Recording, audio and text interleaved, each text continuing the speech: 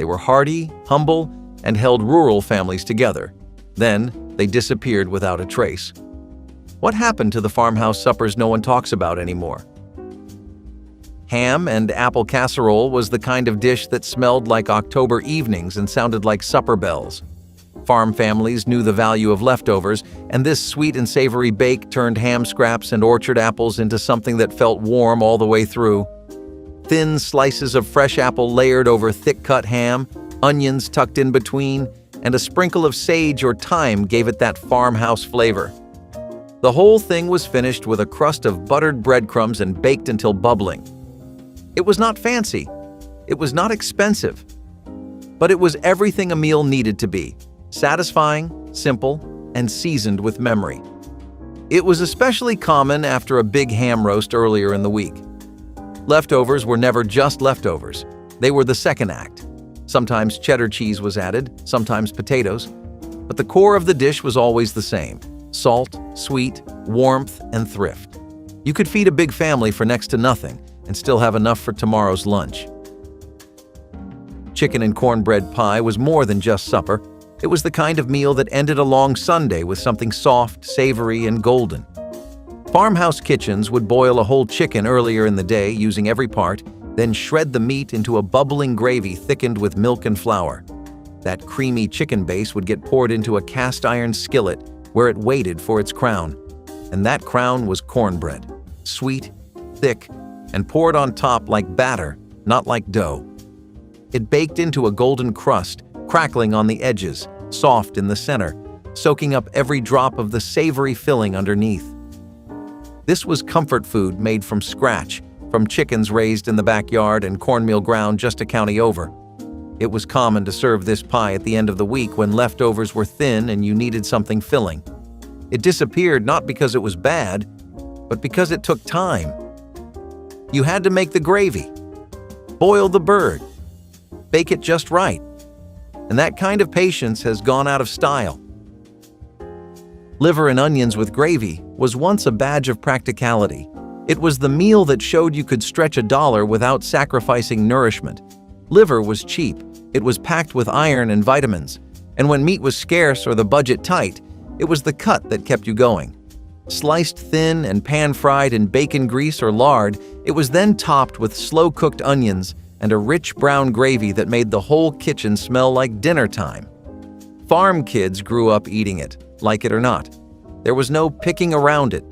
You cleaned your plate because tomorrow's supper was not promised.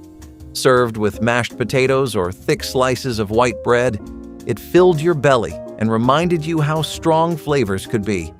The bitterness of liver, the sweetness of onions, the depth of that skillet gravy. It was never anyone's favorite dish, but it was respected. It was part of the rhythm of farmhouse life. And now, it has practically disappeared. But there was a time when this dish put strength in your arms and heat in your belly.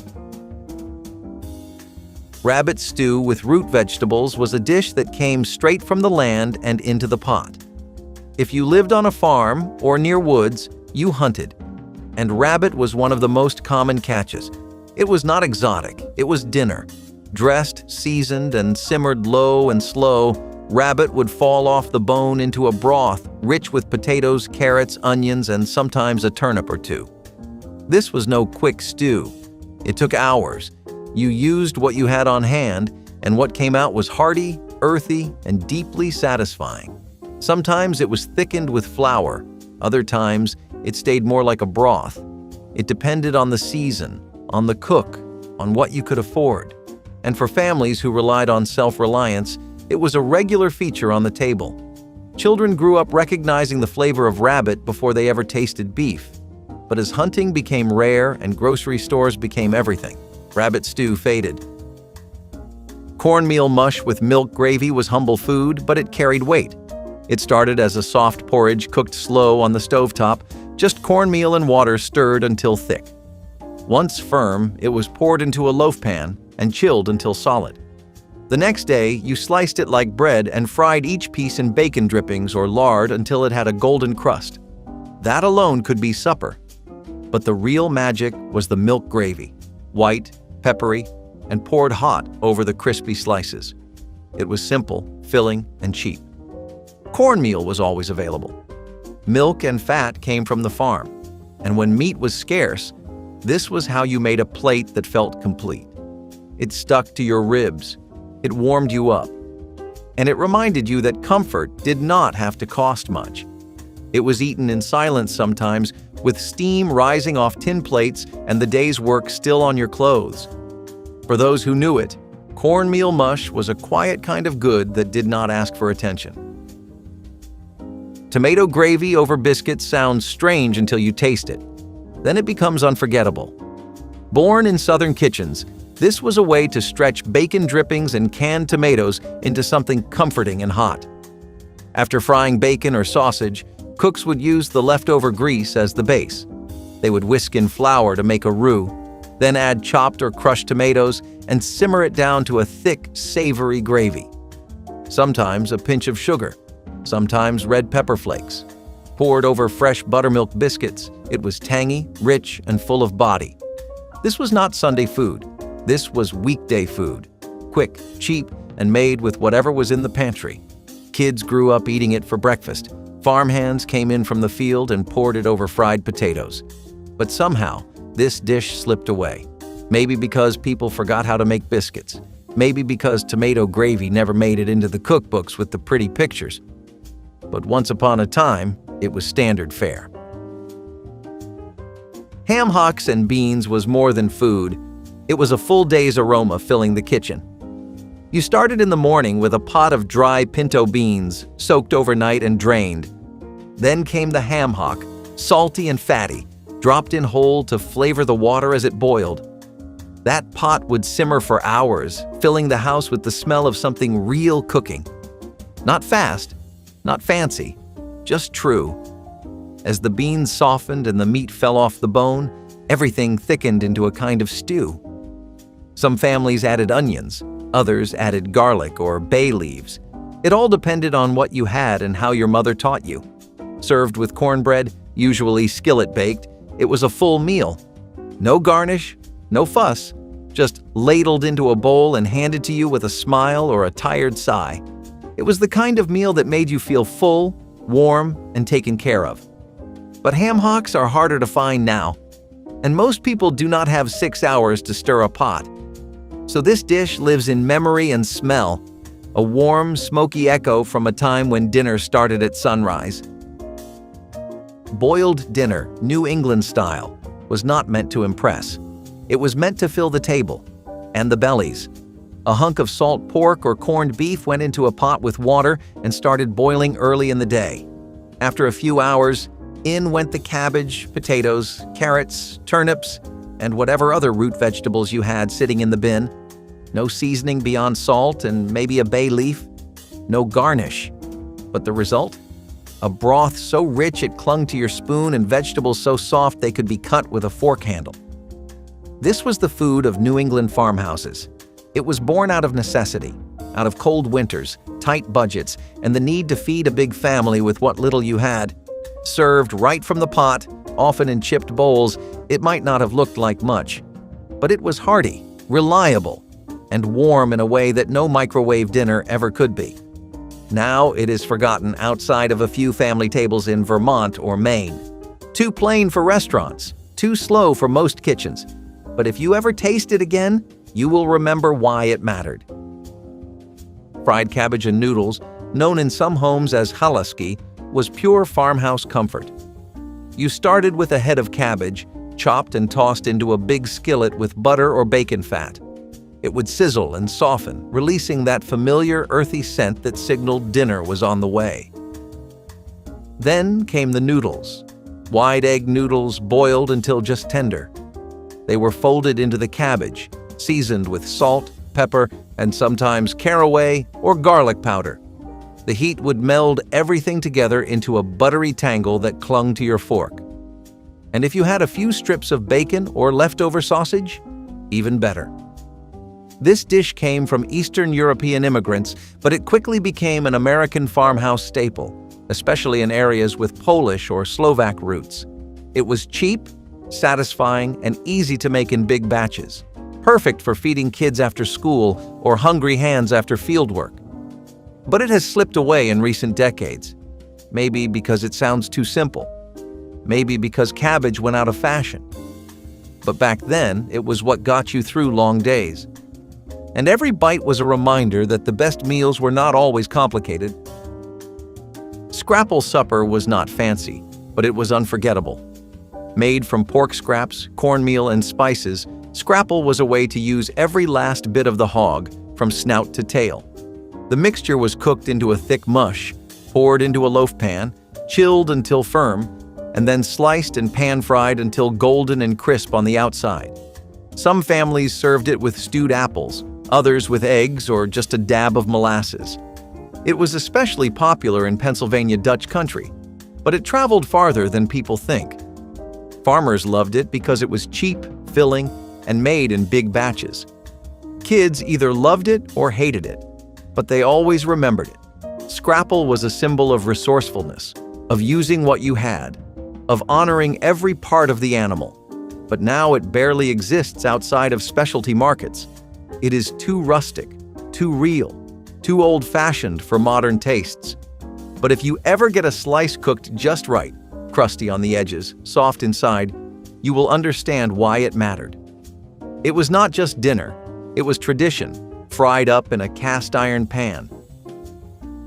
Baked stuffed onions were the farmhouse version of making something elegant out of almost nothing. Big, sweet onions were hollowed out, and their insides chopped and mixed with breadcrumbs, sausage, herbs, and sometimes cheese or whatever was left in the kitchen. That savory mix got packed right back into the onion shells, which were lined up in a pan, drizzled with butter, and baked until the tops turned golden and the scent drifted through the whole house. It was warm, slow, and comforting, never fast or showy. You might get 2 or 3 onions per person with a side of mashed potatoes or green beans and call that supper. For farm families who grew their own produce, this was a clever way to use up a big harvest and make it feel like a celebration. You were not wasting anything, not even the outer layers of the onion. But like so many recipes that took time and attention, baked stuffed onions faded away. Maybe it was the rise of quick dinners, maybe it was the loss of gardens. Either way, this was a dish that fed bellies and gave you the kind of quiet pride that only comes from making do beautifully. Turkey croquettes were the second wind of the holiday bird, the part that made all those leftovers feel brand new. After Thanksgiving, when nobody wanted another plain turkey sandwich, farm cooks would mince the leftover meat, stir it into a thick white sauce, season it well, and shape it into little ovals. Those ovals were then breaded and fried until they were crisp and golden on the outside, soft and creamy inside. You could serve them with leftover gravy or cranberry relish if you had some, or just eat them hot from the pan with a fork and a sigh. Croquettes were a way of giving life to scraps. They turned what was left behind into something people actually looked forward to. You could freeze them, reheat them, dress them up or down, but over time they slipped through the cracks. Too old-fashioned, too fiddly, too much work for a weeknight. Today, most people would not even recognize them. Johnny Marzetti casserole was born in Ohio, but spread like wildfire across the Midwest, and for good reason. It was a dish designed to feed a crowd without breaking the bank. Ground beef browned in a skillet, mixed with elbow macaroni, tomato sauce, onions, and a handful of cheese. Then it was all baked until bubbly and golden, with crispy edges and a gooey middle that clung to your spoon. This was not fine dining. This was Tuesday night after chores, with everybody tired and hungry. Some families added mushrooms or green peppers, others left it plain. What mattered was it was cheap, hearty, and tasted just as good the next day. Named after a restaurant owner's brother, Johnny Marzetti took on a life of its own in homes, church kitchens, and potlucks. You would see it on the table in brown glass baking dishes, served with store-bought rolls or buttered corn. But now, like so many casseroles, it has quietly vanished. Maybe too simple, maybe too retro. But for those who grew up with it, that smell from the oven meant comfort, care, and a full plate. Depression meatloaf was the kind of meal that told you how to survive without ever saying a word. You took a little bit of ground meat, beef, pork, or whatever you could find, and stretched it with oats, breadcrumbs, eggs, and onions. Some people added shredded carrots.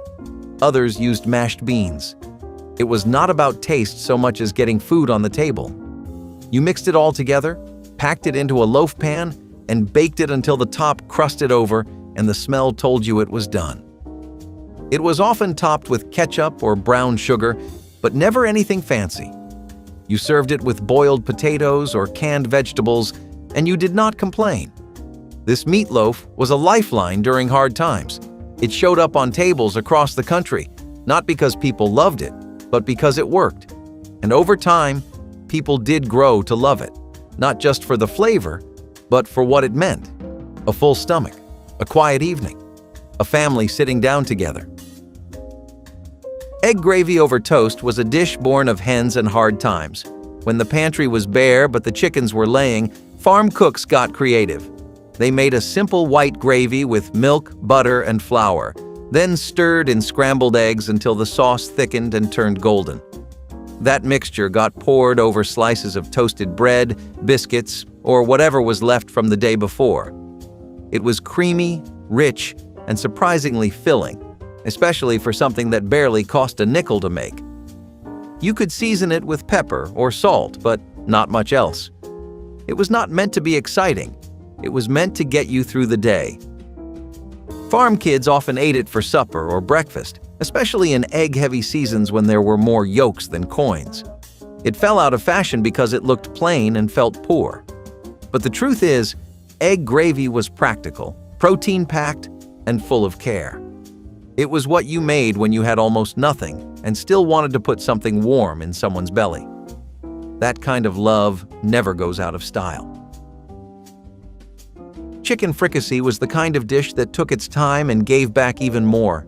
You started with an old hen or a young bird that would not roast right, cut into pieces, dusted in flour, and browned in a hot skillet until golden. Then came the onions, garlic, and broth, maybe a splash of milk or cream if you had it.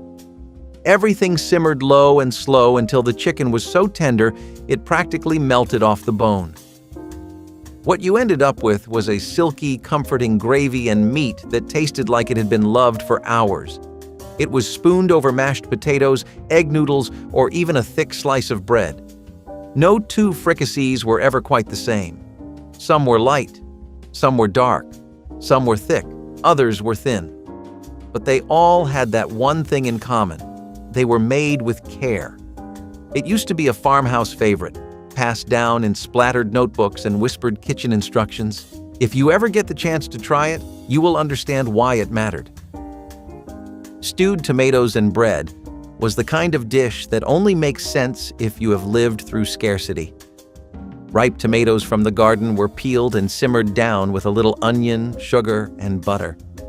Into that bubbling pot went chunks of stale bread, soaking up the juices and turning soft and rich like dumplings.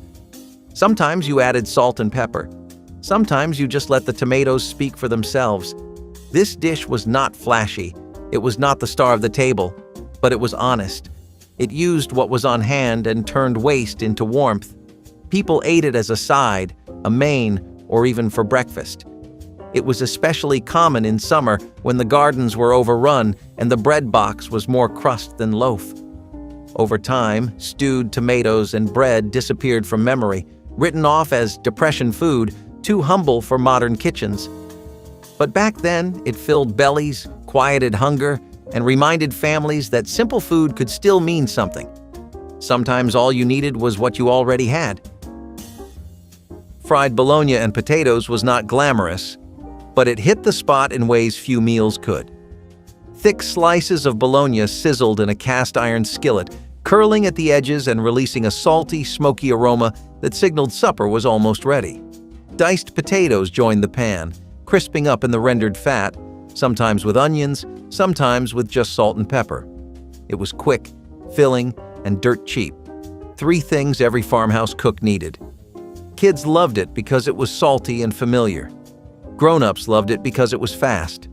There were no fancy spices, no fancy techniques, just pantry staples and a hot pan.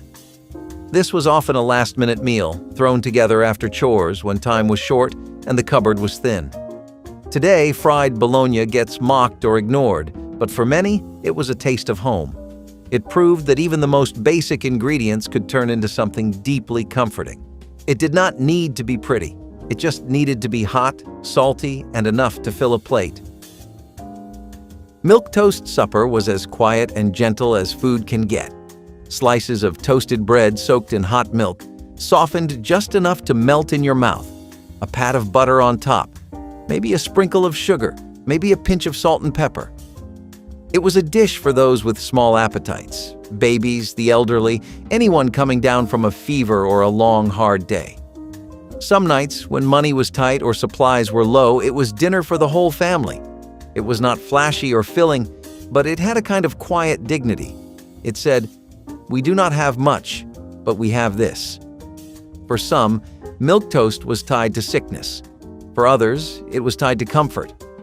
Either way, it left a mark. It is nearly forgotten now, replaced by packaged foods and flashier meals. But for generations, this humble supper was a soft landing. And sometimes, that was enough. Potato and egg skillet hash was the end-of-the-week answer to a cluttered fridge and a hungry crew. Leftover boiled potatoes were chopped and tossed into a skillet, crisped up in bacon grease until their edges turned golden and their middles stayed soft. Onions came next, always onions, bringing sweetness and bite. Then came the eggs, scrambled in or laid on top, steaming and golden. Some families added cheese, some tossed in scraps of ham or sausage. But at its heart, this was a dish built on economy and instinct. You used what you had, you worked fast, you fed everyone, and it always tasted better than it had any right to. This was breakfast for supper. It was late nights and early mornings. It was the smell of something frying while boots dried by the door. Now, hash is something you see on brunch menus, dressed up with hollandaise or avocado, but the real version, the farmhouse version, was much simpler, much better. It was about making something from almost nothing and doing it with care. Swiss steak with tomato gravy was how farm cooks turned a tough, cheap cut of beef into something tender enough to cut with a fork. The steak, often round or chuck, was pounded with a meat mallet until it softened, dredged in flour and seared in a cast-iron skillet until browned. Then came the tomatoes, either fresh from the garden or canned, simmered with onions, garlic, and maybe a little Worcestershire sauce. The meat went back into the skillet, covered in the gravy, and cooked low and slow until it practically fell apart. This dish was always served with mashed potatoes, because the real magic was in the gravy. It soaked into everything, rich and tangy, and made the plainest plate taste like a Sunday dinner. Swiss steak was especially common in colder months, when the wood stove was already lit and you needed something hearty. Over time, it faded from family tables. It took too long. It required real cooking. But it was one of those suppers that fed you deep, bone deep, and it deserves more than just a memory. Creamed chipped beef on cornbread was not just breakfast. It was supper when meat was tight and the pantry was thin. Thin strips of dried, jarred beef were soaked to cut the salt, then fried in a skillet with a bit of butter or lard. Flour was whisked in to make a roux, followed by milk until a thick, creamy gravy formed. That salty beef gravy was poured over thick slices of baked cornbread, dense, golden, and hot from the pan. It was salty, creamy, and rich, with the cornbread soaking up every last drop. This was stick-to-your-ribs food, common in Southern and Appalachian kitchens. Kids grew up on it. Veterans knew it from military kitchens. Everyone had a name for it, some more polite than others. But in farmhouse kitchens, it was practical and beloved, cheap to make, filling to eat, and easy to pull together from long-lasting staples. Today, creamed chipped beef lives on in diner menus, but rarely over cornbread. That version, the one from cast-iron pans and cloth aprons, is slipping away. But for those who remember it, that salty bite still feels like home. Venison pot pie was a celebration of the hunt and a lesson in slow cooking. When deer season ended and meat filled the freezer, farm families would stew chunks of venison with carrots, onions, potatoes, and peas in a thick brown gravy. That filling went into a deep pie dish and was topped with a flaky, buttery crust made from scratch. The pie baked until golden, the filling bubbling at the edges, and the scent filling every corner of the kitchen. It was a full meal in one dish, rich and comforting. The venison was gamey but tender, the vegetables sweet from slow simmering, and the crust a little crisp on top, soft underneath. It was not fast food. It was not clean food. It was the kind of supper that left the table quiet, except for the clink of forks and the second helpings. Venison pot pie is rare now. Most people do not hunt. Fewer still bake pies for dinner. But it used to be a farmhouse staple, a reward for a day in the woods, a meal shared with pride. And like most lost suppers, it told a story before you ever took a bite. Tater tot hot dish was never about refinement. It was about survival with a crispy top. Ground beef, sometimes mixed with onion or garlic, went into a casserole dish. Canned cream of mushroom or cream of chicken soup followed, along with green beans or corn from the cellar. Then came the tater tots, lined up in perfect little rows, ready to brown in the oven. It all baked together until the top turned golden and the edges bubbled like a stew with a crunchy lid. In Minnesota and across the upper Midwest, hot dish was not a trend. It was a way of life. Every family had their own version. Some used peas, some added cheese, some layered it twice. What mattered was that it was cheap, easy, and guaranteed to feed a house full of hungry people with just one pan. It showed up at funerals, potlucks, and weeknights where no one had time to cook. Today, tater tot hot dish is often reduced to a joke, but it kept people going. It kept them warm. It made do. And that, in its own right, is beautiful. Macaroni with stewed tomatoes was one of those meals that looked too simple to be satisfying until you tasted it. The pasta was boiled soft, usually elbow macaroni or broken spaghetti, and tossed with canned stewed tomatoes cooked in butter with a bit of sugar and salt. Sometimes onions were added, sometimes just pepper. That was it. No cheese, no meat, just warm, sweet tomatoes coating tender pasta. It was common in homes where the garden was generous but the wallet was not. You could serve it on its own or with a fried egg on top, and while it may not have sounded exciting, it tasted like comfort, especially after a long day in the fields or the kitchen. On meatless nights or Fridays in Catholic homes, this dish was a go-to. It was easy to make in big batches and cheap to serve with cornbread or just a glass of milk. Now it feels almost forgotten, left behind for more glamorous pasta dishes. But macaroni with stewed tomatoes had a quiet charm, and anyone who grew up with it still remembers that first spoonful. Goulash with elbow macaroni was the meal you made when money was tight, but you still wanted something hot, filling, and deeply familiar. Ground beef was browned with onions and maybe some garlic, then stewed with canned tomatoes or tomato sauce. In went the elbow macaroni, cooked just soft enough to soak up the flavor. Sometimes a splash of Worcestershire, sometimes a bit of cheese. In the South, it was called American chop suey. In the Midwest, it was just goulash. In rougher times, folks called it slumgullion. Whatever the name, it did the job. One pot, no fuss, plenty of leftovers. It filled up children and kept lunchboxes stocked for the next day. You did not need a recipe, just the memory of how your mother or grandmother made it. It was the kind of meal you could eat straight from the pan, standing barefoot in the kitchen. These days, goulash has been dressed up or disappeared, replaced with flashier pasta bakes and frozen options. But it used to mean something. It meant there would be enough to go around. And that mattered. Chicken and dumplings with rolled dough was an art form passed down by flour-dusted hands. You boiled a whole chicken, pulled off the meat, and saved the broth. Then you rolled out a simple dough, just flour, salt, and water or milk, and cut it into strips. Those dumplings went into the hot broth and softened into tender ribbons of comfort, thickening the stew as they cooked. The chicken was stirred back in, sometimes with carrots or celery, sometimes just as is. This was not the puffy biscuit-style dumpling most people think of today. These were flat, rustic, and slippery. They held the broth like a sponge and made every bite stretch a little further. It was filling, frugal, and full of flavor. A Sunday dish, a snow day meal, a supper that left you warm to the bone. Now, boxed mixes and canned versions have replaced the real thing. But the rolled dumpling version? That came from a place of patience and care. It deserved a table full of gratitude. Old-fashioned salmon patties came straight from the pantry because canned salmon was always on the shelf, even when fresh fish was a luxury. You mixed it with crushed saltines, chopped onions, eggs, and a bit of pepper. Formed into patties and fried in a hot skillet with lard or bacon grease, they crisped up golden brown with a soft, flaky center.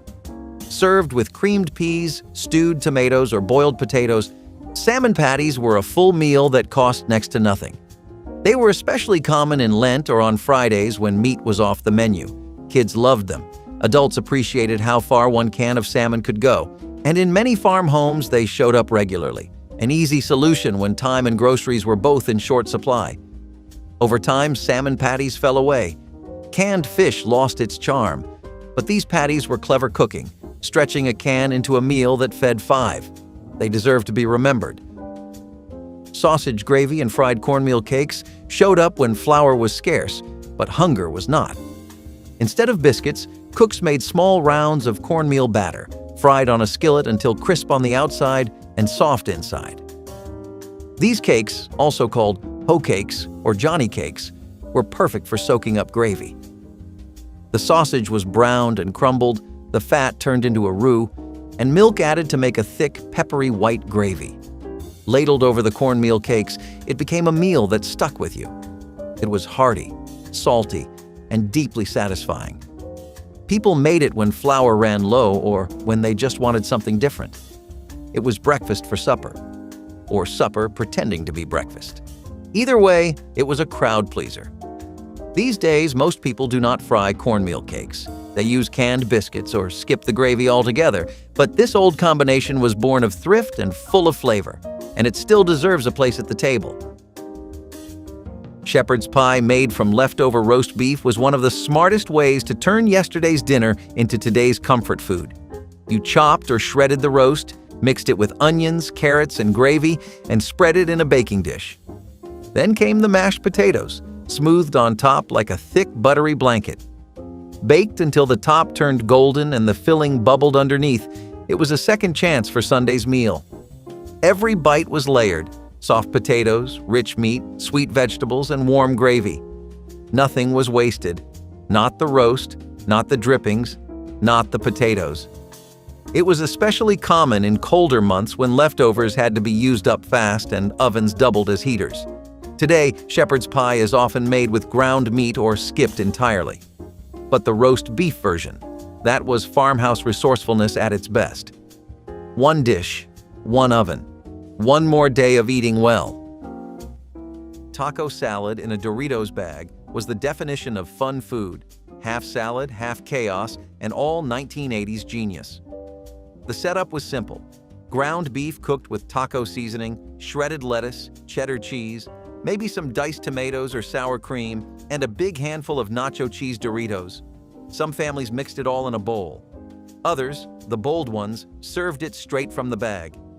You would crunch up the chips, pour in the toppings, shake it up, and dig in with a fork. It was portable, it was messy, it was delicious, and it felt like breaking the rules in the best way. This was dinner that did not sit properly on a plate. It made kids excited to eat salad. It gave busy parents a break, and it tasted like everything good about the 1980s. Salty, cheesy, just a little bit ridiculous. You could call it a meal, a snack, or a party trick.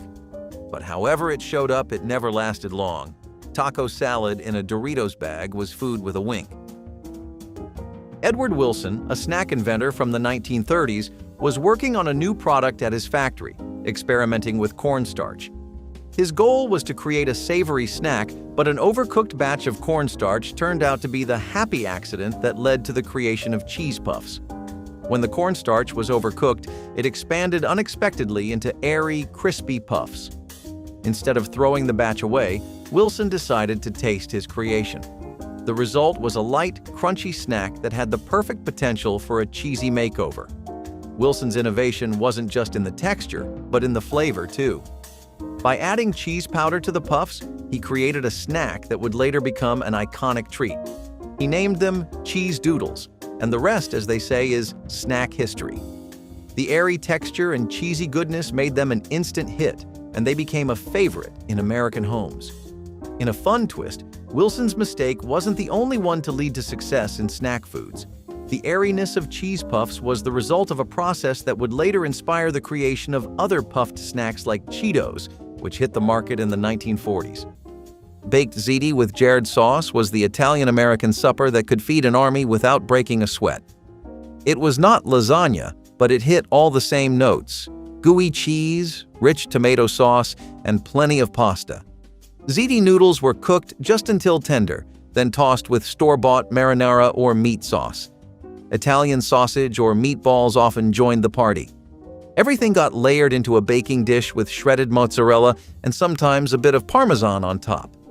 Into the oven it went, bubbling until the edges were crisp and the cheese was pulling in every direction. It was hearty, cheap, and perfect for leftovers. Baked ziti was a weeknight miracle. It could be made in bulk, served at potlucks, or frozen for later. You knew what you were getting every single time, and that consistency made it one of the most loved casseroles of the 1980s. It was red-sauced joy, one scoop at a time. Some families added ricotta, some skipped the meat, but everyone had a version. Jellied eels were a staple on the dinner table back in the 1900s. This dish was whipped up in London in the 18th century, when a bored chef decided to mix things up a bit. Here's the thing. Eels were dirt cheap back in the day, so they were everyone's favorite source of meat. The dish consisted of chopped eels boiled in a spiced stock and allowed to cool and set, forming a jelly. It was usually served cold and made a good substitute for dessert. Since it was light on the pockets, the English loved to serve it at dinner parties and festivals. It also made its way out to other parts of Europe, such as Denmark and Sweden, which came up with their own versions of the jelly. You won't find a lot of people talking about jellied eels now, because it has largely disappeared from the British menus. But hey, if you're ever feeling adventurous enough, I say give this one a try. Chicken paprikash was the creamy, paprika-soaked comfort food that looked like it belonged in a cookbook from across the world, yet found its way into suburban kitchens during the 1980s. Made with bone-in or boneless chicken simmered in a sauce of sour cream, onions, butter, and Hungarian paprika, it had warmth, richness, and depth most weeknight meals could only dream of. Served over egg noodles or rice, it became a hearty, comforting dish that families returned to when they wanted something different but still soothing. The sauce was the star, creamy, orange-red, and smoky from the paprika. It clung to every bite of chicken, every forkful of noodles. It was the kind of dinner that made the whole house smell like someone had been cooking for hours. And sometimes they had. But even the quick versions, using canned broth and pre-cooked chicken, managed to hit the mark. Chicken paprikash felt exotic without being intimidating. It was one of those dishes that proved 1980s home cooks were not afraid to explore old-world flavors with modern-day shortcuts. It was not flashy, but it was soulful. Exactly what you needed on a cold night with nothing but time and a plateful of comfort. So just like the salad, people seem to confuse Napoleon pastries with another famous military figure, Napoleon Bonaparte. In actuality, we are not too sure where the name came from, but we have a pretty good guess. See, in French, you call this pastry millefeuille, which translates directly to Napolitain, which is also a reference in and of itself to Naples, Italy. What is the connection here? Well, this style of multi-layered pastry is popularly believed to have first come from this city itself. There is no actual link to Bonaparte or any record of him enjoying this kind of pastry, but the word Napolitain itself got watered down to Napoleon eventually, which may have been the source of the confusion. Teriyaki chicken with minute rice was weeknight takeout without the takeout bag. Soy sauce, brown sugar, garlic, and pineapple juice turned simple chicken into a sticky sweet masterpiece. It was cooked in a skillet or electric wok, poured over hot, fluffy minute rice, and eaten straight from the plate while steam curled into the kitchen light. It felt exotic back then, sweet, salty, and just a little tangy. Teriyaki was not yet everywhere, so having it at home felt like a treat. Bottled marinades were popular, but homemade versions became kitchen staples too. Families made it with chicken breasts or thighs, depending on what was in the freezer. Pineapple chunks were often tossed in for extra sweetness. It was not just fast, it was festive. You got a colorful plate, an easy cleanup, and a dinner that actually made you smile. It looked glossy, smelled amazing, and made your weeknight feel a little more like a celebration.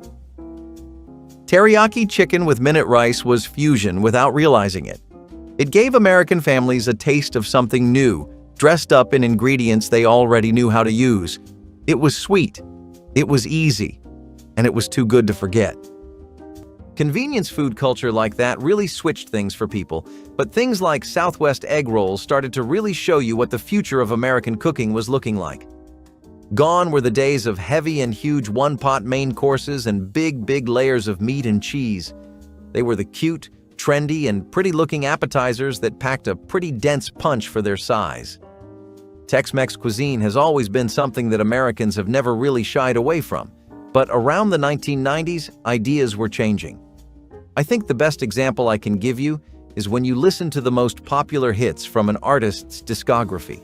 Like, let's say you only know Thriller and Beat It, right? Then you go and sit down and actually listen to everything Michael Jackson made. That's kind of the phase America was going through. They didn't just want the chart-topping hits from the cuisines they had been taking from for so long, they wanted to know even more about them. And Southwest egg rolls were the quintessential gateway for Tex-Mex fusion food to really take off and show its worth. Hamburger pie, also known as shepherd's pie in its Americanized form, was one of those dishes that came from scraps and turned into gold. It started with a layer of seasoned ground beef, sometimes with onions or gravy, sometimes just straight from the pan. Then came the creamy corn, usually from a can, poured right over the top like it belonged there. The final touch was a thick layer of mashed potatoes, piped on or spooned roughly, spread edge to edge. Some people topped it with shredded cheddar, others left it plain. It baked until the potatoes browned at the edges and the whole thing bubbled at the seams. It was a one-dish wonder, Midwestern, humble, and filling in every way. If your family had hamburger pie in the oven, you knew you were in for something warm and grounding. It was never flashy, but it always delivered. It was especially great for stretching ingredients and feeding a family on a tight budget. The layers came together in a forkful that tasted like every corner of the plate at once. The St. Louis World's Fair became the unlikely backdrop for one of the most iconic food inventions in history in 1904.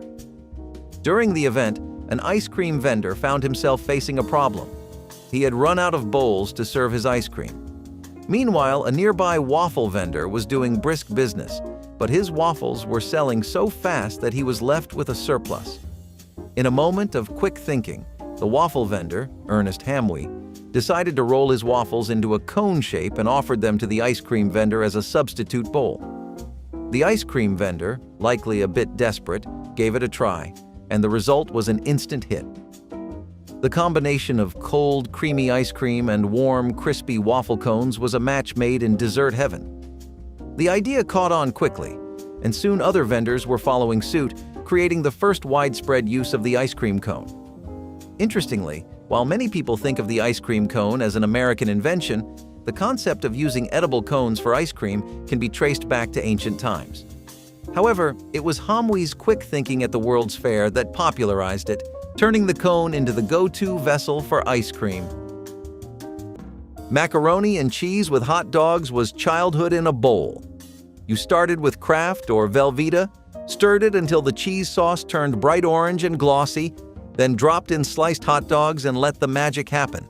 It was salty, it was creamy, and it was a guaranteed win with kids who were otherwise impossible to feed. Some families added ketchup, some added peas, but most just kept it simple and let the cheese and dogs do all the work. It came together in 15 minutes. It cost next to nothing, and it felt like a reward at the end of the day. You could eat it on the couch, at the table, or straight from the pot. There were no rules. It was the dinner that babysitters made, that exhausted parents relied on, that kids learned to cook for themselves. It was not fancy, but it was honest. And that is what made it last. Macaroni and cheese with hot dogs was a dish that knew exactly what it was and never tried to be anything else. Before chicken became everyone's favorite pie stuffing, rabbit pie was a favorite on the Easter table. Made out of tender rabbit meal, this savory pie was a household favorite in many rural areas. Rabbit meat is not only rich in flavor, but it's full of nutrients, which made this a healthy choice for many and a staple of the American pioneers. Plus, rabbit meat didn't cost a fortune like most meat back in the day and was widely available. Along with rabbit meat, ingredients of the filling of a rabbit pie typically included onions, celery, and carrots. Some English variations included prunes, bacon, and cider, while the Australians sometimes included the food paste Vegemite. Rabbits aren't as common as they were back then, so rabbit pie has vanished from our tables and Easter traditions. You know what? All good things come to an end. Barbecue meatballs over rice was sticky, sweet, and surprisingly elegant for something made with grape jelly. The meatballs were simple: ground beef, breadcrumbs, egg, maybe a dash of onion or garlic powder. Rolled, baked, and then dropped into a bubbling pot of barbecue sauce. Sometimes that sauce was just bottled barbecue. Sometimes it was a wild mix of ketchup, jelly, and mustard that should not have worked, but somehow always did. The sauce coated the meatballs in a glaze so thick, it practically begged for a bed of white rice to soak it all up. This was not party food. It was Tuesday night food that tasted like a celebration. It was filling, sticky in the best way, and so easy to make ahead. Families loved it because it used cheap ingredients. Kids loved it because it tasted like candy in dinner form. It looked like something you would get at a church supper or potluck served from a giant aluminum tray. But at home, it meant something a little more personal. It meant comfort. Chateaubriand steak actually has some pretty esteemed origins, since it was named after François-René de Chateaubriand, who was a French politician active during the start of the 19th century. While his politics were not particularly noteworthy, the steak that Chef Marie-Antoine prepared for him using a pretty chunky cut of Chateaubriand was iconic, to say the least. François loved it so much that the dish got a rep for pleasing the top dog at the time, and as a result, it caught on. Still, it did not coast to its place as a popular steak for high-end restaurants to serve just by a fancy backstory. It also tastes incredibly delicious, and taking one down yourself can be quite the challenge. Kish Lorraine somehow found its way from French cafes to American kitchens and never looked back. Made with eggs, cream, bacon, and Swiss cheese baked into a pie crust, it was the closest most families got to elegance on a weekday. It showed up at brunches, baby showers, and dinner tables alike. Equal parts savory pie and silky casserole. The bacon brought salt, the cheese brought richness, and the cream made it smooth enough to spoon. This was a dish that made leftovers feel fancy. Leftover crust? Use it. Bits of bacon? Toss them in. Kish Lorraine was forgiving and flexible, but it always looked like you tried. That was the secret. It felt refined without being complicated. Your mother could make it while balancing a phone call and homework help. It slid onto the table golden and steaming, and everyone got a slice. No fuss. Just quiet satisfaction. In the 1980s, it became shorthand for sophistication on a budget. It may have started in Paris, but by then, it lived in Pyrex. Coconut shrimp curry tacos were actually something you'd see dominating the New York food circuit. Either that, or California and coastal cities. It just seemed to vibe so well in places that had established a pre-existing love for Caribbean and Mediterranean influences and flavors. While these flavors were never exactly new in any regard, especially not exclusive to the cities I mentioned or the decade we're talking about, seeing them together was definitely a stretch. Shrimp, curry, and coconut were all things most Americans were familiar with, but never something that was put together in one dish. Especially a dish as densely packed and intimate as a taco. I mean, you really taste everything in a taco, don't you? How can you not? Luckily, you had plenty of options. The shrimp could either be fried or sautéed, and it could either be coated in shredded coconut or made in coconut milk. Then you had the curry, which was also a coconut curry. Now, I'm not really the biggest fan of coconut curry, but it's been known to work well for the Burmese and the Indians. Why can't it work for us? Throw all of that in some white flour tortillas and you're pretty much good to go. It was a street food classic, and despite how it's pretty much faded because lots of other more closer to home variants came out in terms of flavor, people from the 90s know this used to be a hit. Stuffed bell peppers were the kind of dish that made you feel like someone had tried. The bell peppers were hollowed out like tiny edible bowls and filled with a mix of ground beef, white rice, tomato sauce, onions, and a good handful of shredded cheddar cheese. They were lined up in a baking dish, covered with foil, and baked until everything was soft, steamy, and melted together. The peppers themselves went tender, almost sweet, and their edges browned just enough to feel special. It was one of those meals where the plate did all the work: meat, veg, starch, and cheese in one tidy package. You did not need a side dish. You barely needed silverware. Some people made theirs spicy. Some added Italian seasoning or swapped in turkey. But the soul of the dish was always the same. It was about making the most of what you had, about stretching a little ground meat into something that looked like more. In the 1980s, this was a dinner that meant you had taken the time, even when the truth was you whipped it up with leftovers. Stuffed bell peppers were edible proof that care could be baked into something simple. The origins of fried chicken are steeped in history, and while it's now a staple of Southern cuisine, it's believed to have been discovered somewhat accidentally. Early cooks, particularly in the South, were looking for ways to preserve food in an era when refrigeration was not available. They experimented with frying chicken in fat or oil, which not only helped preserve it, but also created a crispy, flavorful crust that locked in moisture.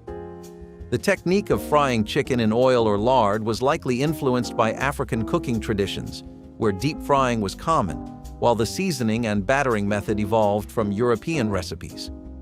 However, it wasn't until the combination of these practices came together that fried chicken as we know it emerged.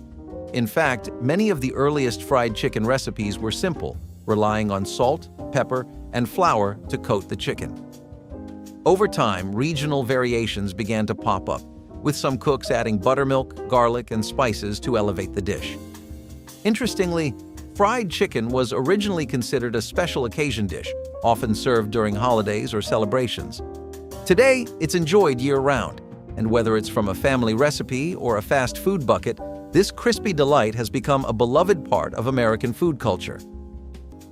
Fish stick supper was the dependable fallback that no one ever really admitted they loved, yet everyone secretly looked forward to. Pulled from the freezer, lined up on a tray, and baked until golden, those crispy little rectangles of breaded fish were the closest most kids came to seafood in the 1980s.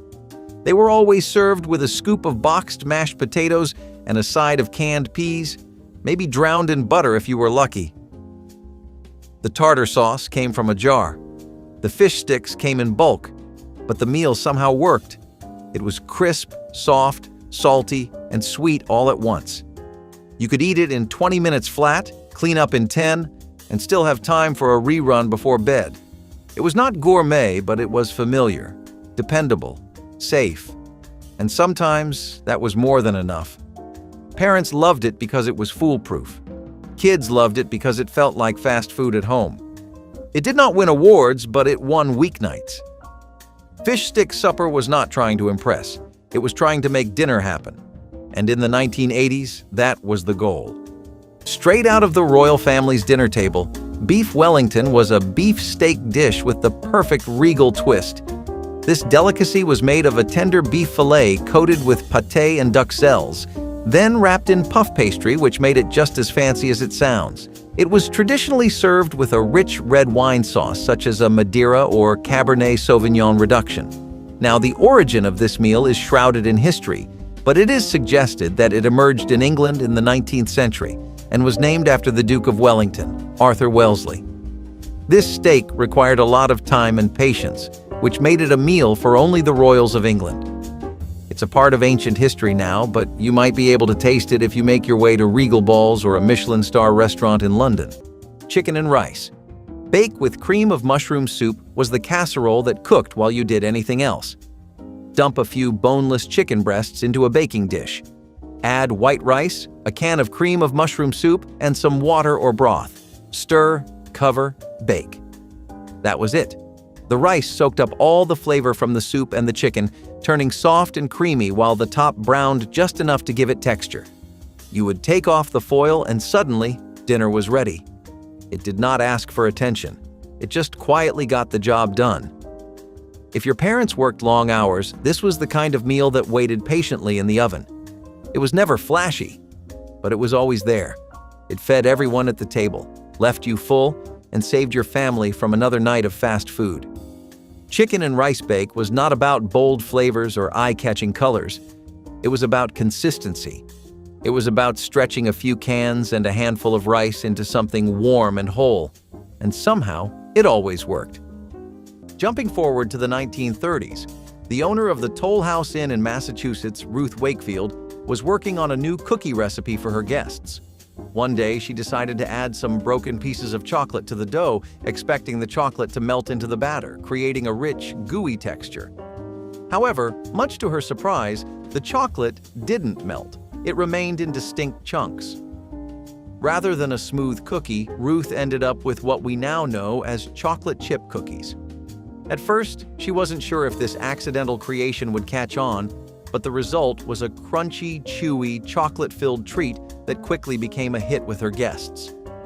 Ruth's cookies became so popular that she later sold the rights to the recipe to Nestlé in exchange for a lifetime supply of chocolate. Nestlé then printed the recipe on its chocolate bar packaging, making the now famous Toll House cookies a household name. Ruth Wakefield's invention was never intended to be revolutionary. She simply ran out of the ingredients she planned to use and had to improvise. But as we all know, sometimes the best things happen when you take a chance and roll with the unexpected. Today, chocolate chip cookies are an American staple. Ruth Wakefield turned a simple mistake into one of the world's most beloved desserts. Tuna noodle casserole was either your favorite or your nightmare, but either way, it showed up often and meant you were home. The formula never changed. Egg noodles, canned tuna, frozen peas, and cream of mushroom soup all stirred together and baked until hot and thick. The finishing move? A crunchy crown of crushed potato chips, sometimes cornflakes, always something salty and golden. It came in a square dish that seemed bottomless. You would scoop out a portion and find yourself going back for more because it was weirdly addictive. Cheap, filling, and shelf-stable, it became the undisputed champion of weeknight meals for families trying to stretch $1. Some versions added chopped celery or onion. Others stayed true to the original, built on cans and carbs.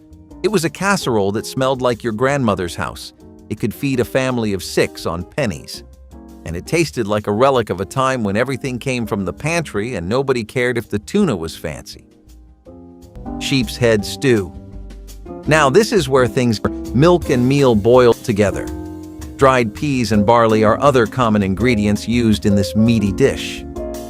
Sheep's head stew was often enjoyed in rural areas where nothing went to waste. Skinning the head and preparing it for the stew is a time-consuming task, and it can get messier, but if you manage to pull this one off, it is definitely worth getting your hands dirtier than usual. Cube steak with mushroom gravy was tough love on a plate. The kind of dinner that tasted way better than it looked. Cube steak, tenderized into submission with a meat mallet or machine, was pan-fried and then smothered in a thick gravy made from cream of mushroom soup. Sometimes there were fresh mushrooms, sometimes not. It was poured over mashed potatoes, egg noodles, or whatever starch was on hand that night. The meat was cheap, the meal was hearty, and the result was pure stick-to-your-ribs comfort. You did not eat this with a light appetite. You ate it when you were cold, tired, or just in need of something that felt like it had weight. It was not glamorous. The gravy was beige. The meat was thin. But it hit you in the best way, every time. Families made it on repeat because it used pantry staples and kept everyone full. Even if the steak was chewy, the sauce made up for it. Cube steak with mushroom gravy was survival food turned sentimental favorite. It did not try to be trendy. It just made sure you did not leave the table hungry. If these forgotten farmhouse suppers stirred a memory, share yours below, like the video, and subscribe so they do not disappear forever.